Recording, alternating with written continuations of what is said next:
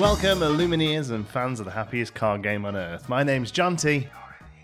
It's been quite a busy week. I started off by judging a Lorcana draft. You can see more about that here. And I finally got my hands on an enchanted. Oh, my boy is looking beautiful. I think I'm going to get it graded. Should I get it graded? I mean, I'm never playing with it. I should get it graded, shouldn't I? And more importantly, spoiler season continues with a Q&A on Twitter from Steve Warner, answering some rules questions and showing off some cards. I'll be honest with you, I'm recording this quite late at night in between back-to-back shifts.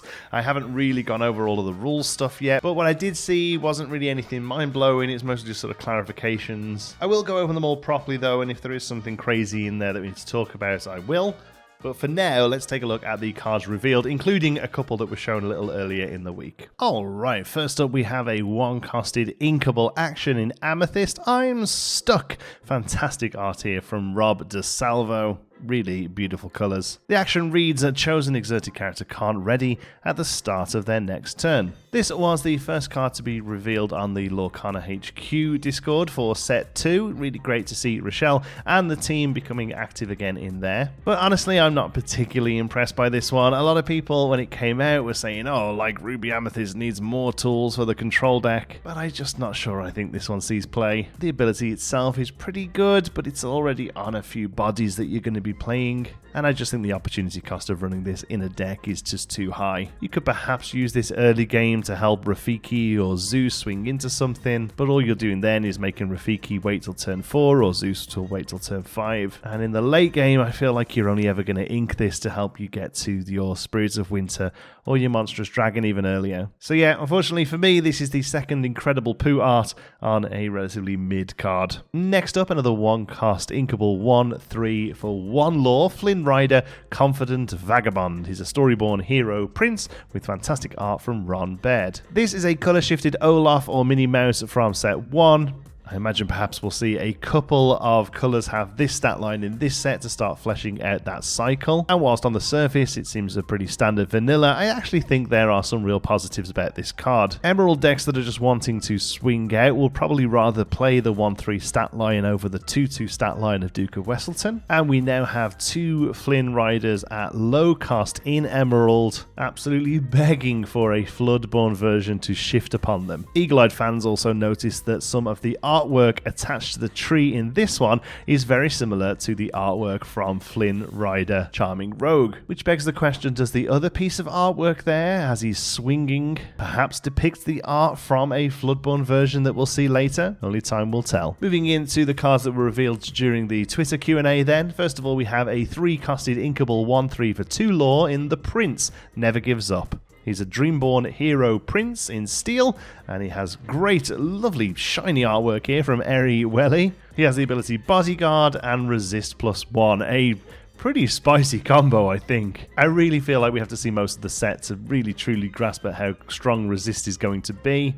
But on paper, it really does seem like a good ability, especially on a bodyguard that's going to be sat there wanting you to swing into it. This one doesn't kick back as much as the Hercules bodyguard from the first chapter, which is going to be the card that this is competing for pretty much in the slot. But I do think that Resist could be really quite powerful. Next up, a couple of Cogs, a 2-costed inkable 2/3 for 1 in Sapphire, Cogsworth Talking Clock with the classification Storyborn and Ally, and the ability Wait a Minute. Your characters with Reckless gain, gain 1 lore. Leonardo Guillermichel doing a classic Cogsworth here, straight out of the movie, looking amazing. This is an interesting card. Ignoring the Wait a Minute, it's actually just not a bad stat line. And as you'll see in a moment, it is the target for a new Floodborn. But the ability is actually really quite interesting. I don't necessarily think it's very powerful right now, but it's a really interesting space to be building into. It rather unthematically makes Gaston a little bit better, and I wouldn't be surprised if we see a Reckless Beast later on as well. Perhaps even a smaller Reckless Beast that could be a target for a very powerful Floodborn beast if only it stuck around on the table, therefore giving the ability for it to gain lore rather than having to swing into something, being able to stick around and become a greater version of itself thanks to the help from Cogsworth.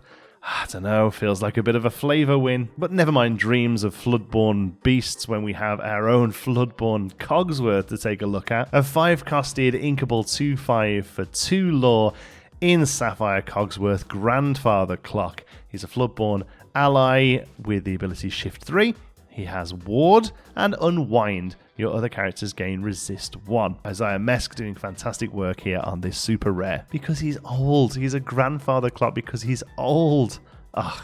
Beautiful. Great art, great flavor, really great card. I am really excited by this and the previous Cogsworth. I'm currently having a pile of fun playing an Emerald Sapphire High 5 deck. Basically where the highest costed card in your deck is 5 and you only have to ink up to 5 before you can play anything in there. I'm currently running the Aurora 2-drop and the Floodborn Aurora to go on, and honestly they could both come out for these two Cogsworth tomorrow and I would feel good about it. Aurora giving everything Ward is quite nice in that deck, but the real star of the show in that deck is Kuzco, who already has Ward. This guy giving him Resist 1 on top of that means he's basically not leaving the table. I'm absolutely here for Granddaddy Cogsworth. And last but not least, we have a 2-costed uninkable action in Emerald Bounce. Return chosen character of yours to your hand to return another chosen character to their player's hand. Bill Robertson doing some great art here of Tigger and Rue. This is a really interesting one. Currently, right now, I'm not sure why you would run this over Mother's Knows Best for the most part, but I do still see this having a lot of implications in the future. Bear in mind that the first character has to be your own, but the second one can be your opponent's or your own as well. This could be used to return an early game play that's getting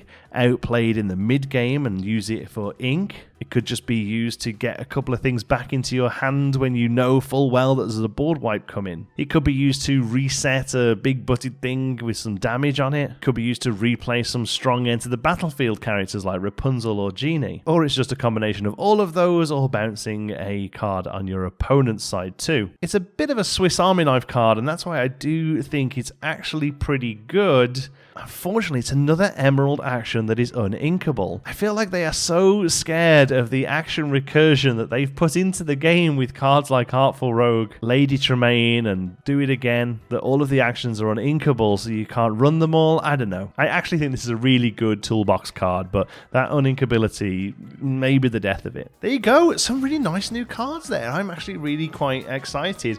Weirdly, probably more impressed with this little batch than I was from the original 13 that was shown.